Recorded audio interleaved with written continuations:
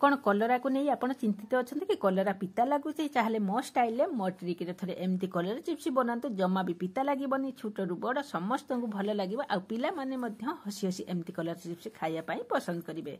नमस्कार लिपा किचन रे आपण समस्त को स्वागत।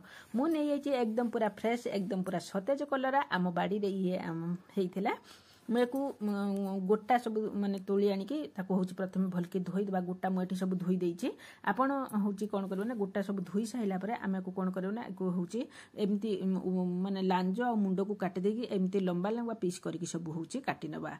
आपण चाहिए ये सेब अलगा माने छोट सेब गुले गुले सेब करें आपन को पसंद जमी सेमती करें। गोटे पात्र नहीं जावा से आम देदेवा चाउल अटा 2 चामच आम जो गोटे चामच प्रथम ठीक करा जो चामच आम सब जिनस को मापिकी नवा जो द्वारा कि आमर रेसिपी बहुत बढ़िया बन एकदम टेस्टी बन से सेम चामच आम देदेवा हूँ 1.5 चामच बेसन ता सहित देदेवा आम हलदी गुंड स्वाद अनुजाई लुण आउ एठी आम देदेवा हूँ कंचा लंका आउ किछि गोटा जीरा दबा द्वारा रेसिपी बहुत बढ़िया आसो एकदम टेस्टी रहिबो।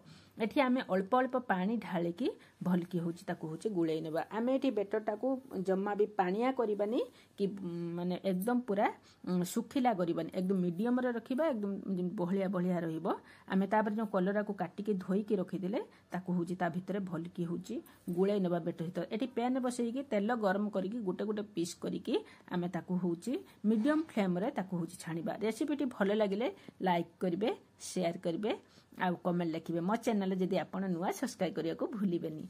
गोटे लाइक आउ गोटे सब्सक्राइब मते आगु को बढ़िया पाई सपोर्ट करिवो। देखंतु एठी कलरा गोटे साइड हे गलानी मु ताकू सब लेउटे देछि। एई प्रोसेस रे आमे सब कलरा को छाणी नेबा एकदम पूरा देखु केते सुंदर कलर आसीलानी गोटे गोटे पीस करके आमे को छाणी नेबा आउ प्लेट को होछि सब होछि बाहर करनबा।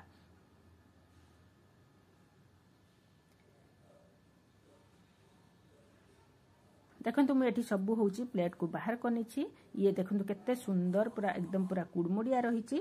या पर आपन हूँ लंका आउ टिके हूँ जीरा गुंड किंबा बिल लुण जो ब्लैक सल्ट सेटा आपन पकई दिंतु आउ ताकू गरमा गरम पखाड़ हो गरम ता सहित सर्व करंतु। देखिए आपन को बहुत सुंदर बहुत टेस्टी रही। पुणी देखा आउ एक नुआ वीडियो रे नुआ ट्रिक सहित। बाय बाय जय जगन्नाथ।